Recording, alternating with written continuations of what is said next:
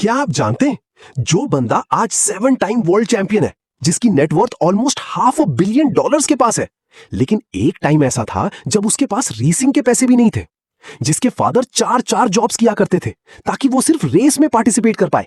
ये स्टोरी है 7 time formula 1 world champion sir Lewis Hamilton की।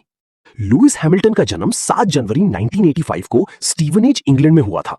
बचपन से ही उसको रेसिंग का बहुत ज्यादा शौक था। सिर्फ 5 साल की एज में ही उसने अपने फादर से एक रिमोट कंट्रोल कार गिफ्ट में मांगी और वहीं से उसका इंटरेस्ट रेसिंग की तरफ बढ़ने लगा। उसके फादर एंथनी हैमिल्टन एक सिंपल बैकग्राउंड से थे। ना उनके पास लग्जरी कार्स थीं, ना कोई वेल डेवलप्ड फैमिली बिजनेस और ना ही कोई रिच कॉन्टैक्ट्स।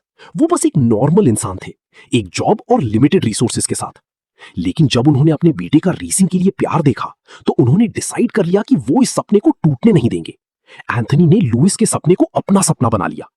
जैसे जैसे लुइस आगे बढ़ता गया, पैसे की जरूरत भी बढ़ती गई। पहले वो एक जॉब करते थे, फिर 1 से 2 हुई, 2 से 3 और एक टाइम ऐसा भी आया जब वो 4 जॉब्स तक कर रहे थे, सिर्फ इसलिए ताकि लुइस रेसिंग कंटिन्यू कर सके। हैमिल्टन स्कूल से आने के बाद प्रैक्टिस पर जाया करता था। वीकेंड्स में रेसेस होती थी और हर रेस में वो जीतने की पूरी कोशिश करता था। धीरे धीरे उसका नाम कार्टिंग वर्ल्ड में फेमस होने लगा। लेकिन सब कुछ इतना इजी नहीं था। रेसिंग एक एक्सपेंसिव स्पोर्ट है। बाकी ड्राइवर्स के पास स्पॉन्सर्स थे, अच्छी टीम्स थी, लेकिन हैमिल्टन के पास सिर्फ टैलेंट था और उसके फादर का सपोर्ट।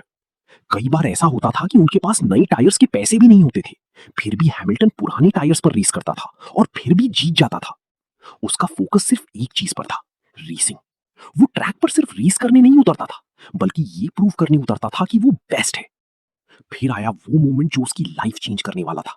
सिर्फ 10 साल की एज में हैमिल्टन एक इवेंट में गया जहां मैक्लारेन के बॉस रॉन डेनिस भी थे और वहां जाकर हैमिल्टन ने सीधा उनसे कहा, "one day I will drive for you."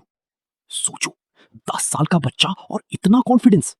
Ron Dennis ने उस बात को इग्नोर नहीं किया और कुछ सालों बाद उन्होंने हैमिल्टन को अपने यंग ड्राइवर प्रोग्राम में साइन कर लिया। इसके बाद हैमिल्टन का करियर और फास्ट ग्रो करने लगा।